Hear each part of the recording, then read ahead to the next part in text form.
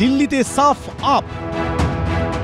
প্রায় 27 বছর পর দিল্লিবাসীর দিল জিতলেন নরেন্দ্র মোদী। রাজধানীতে উড়ল গেরুয়া ধ্বজা।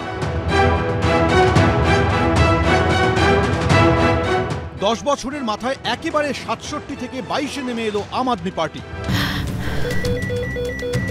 ক্যান্সারে নেই আর ভয়, NCRI-এ হবে এর জয়। আপনাদের ভরসা নেতাজি সুভাষচন্দ্র বোস ক্যান্সার হসপিটাল। এর মধ্যে সোশ্যাল মিডিয়ায় ভাইরাল হয়েছে অরবিন্দ কেজরিওয়ালের একটি পুরনো বক্তব্য। मैं नरेंद्र मोदी जी को कहना चाहता हूं, मोदी जी इस जन्म में तो आप हमको नहीं हरा सकते दिल्ली के अंदर आम आदमी पार्टी को। সেই কেজরিওয়ালের দলও এবার দিল্লিতে হারল। কেজরিওয়াল নিজেও হারলেন। তবে শুধুমাত্র ঝাড়ু পার্টির পরাজয় কিংবা অরবিন্দ কেজরিওয়াল থেকে মনীষ সিসোদিয়া, সত্যেন্দ্র জৈন থেকে সৌরভ ভরদ্বাজদের হারই নয়, আর একটা ইঙ্গিতপূর্ণ বিষয় লক্ষ্য করা গেছে এবারের দিল্লির ফলাফলে। একাধিক সংখ্যালঘু অধ্যুষিত বিধানসভা কেন্দ্রে কেজরিওয়ালের দলের পরাজয় হয়েছে, জিতেছে বিজেপি। এর সবথেকে বড় উদাহরণ হল দিল্লির মুস্তাফাবাদ। দিল্লির মাত্র 2টি আসনে প্রার্থী দিয়েছিল আসাউদ্দিন ওয়েসির MIM, একটি মুস্তাফাবাদ আর একটি ওখলা। আসাউদ্দিন ওয়েসির দল নিজে জিততে পারল না, কিন্তু ভোট কেটে মুস্তাফাবাদে আম আদমি পার্টিকে হারিয়ে দিল। জিতে গেল বিজেপি। মুস্তাফাবাদ বিধানসভা কেন্দ্রে 35 থেকে 40% সংখ্যালঘু সম্প্রদায়ের মানুষের বসবাস। গতবার এই আসনে জিতেছিল আম আদমি পার্টি। এবার ভোটের ফলে দেখা গেল এই আসনে আম আদমি পার্টির আদিল আহমেদ খানকে 17,000-এর বেশি ভোটে হারিয়ে দিয়েছেন বিজেপি প্রার্থী মোহন সিং বেস্ত। আর আসাউদ্দিন ওয়েসির পার্টি পেয়েছে 33,000-এর বেশি ভোট। অর্থাৎ নিজের নাক কেটে অপরের যাত্রাভঙ্গের মতোই সংখ্যালঘু ভোট ভাগ করলেন ওয়েসি।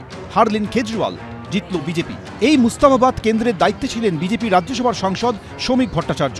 এদিন বিজেপির জয়ের পর বিজয় উৎসবে সামিল হন তিনি। মুস্তাফাবাদে 40%-এর বেশি সংখ্যালঘু ভোটার আছেন, বিপুল সংখ্যক বাঙালি ভোটারও আছেন।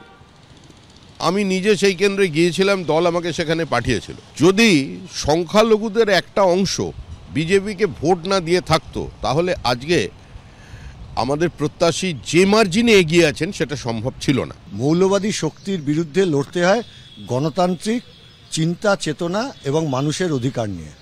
এই পরপর অনেকগুলো নির্বাচনের এটাই হচ্ছে শিক্ষা। যে নরম হিন্দুত্ববাদী লাইন নিয়ে চলেছে, দিল্লি দাঙ্গার সময় আপের ভূমিকা কি ছিল? কোনো সদর্থক ভূমিকা নিয়েছিল? মানুষ কেন ওর পাশে থাকবে? RSS-এর বি টিমকে কাজে লাগানো হয় বিভিন্ন সময়তে। এর আগেও কিছু মৌলবাদী শক্তি, যারা সংখ্যালঘু মৌলবাদী শক্তি, সংখ্যালঘু ভোট কেটে কার্যত বিজেপির জয়ের পথকে সুগম করেছে।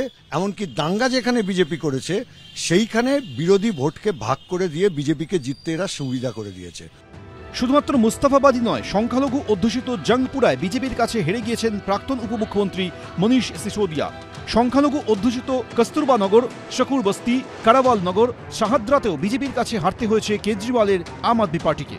পশ্চিমবঙ্গেও তৃণমূলের জয়ও অনেকাংশেই সংখ্যালঘু ভোটের ওপর নির্ভরশীল। রাজ্যের প্রায় 30% সংখ্যালঘু ভোটের সিংহভাগই এখন তৃণমূলের দখলে। দিল্লির সংখ্যালঘু ভোটারদের একটা অংশ এবার কেজরিওয়ালের থেকে মুখ ঘুরিয়ে নিয়েছে। এই প্রবণতা কি বাংলার রাজনীতিতেও ইঙ্গিতপূর্ণ হতে পারে?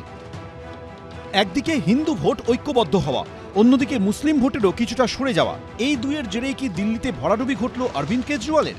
বিজেন্দ্র সিংহ, ABP আনন্দ।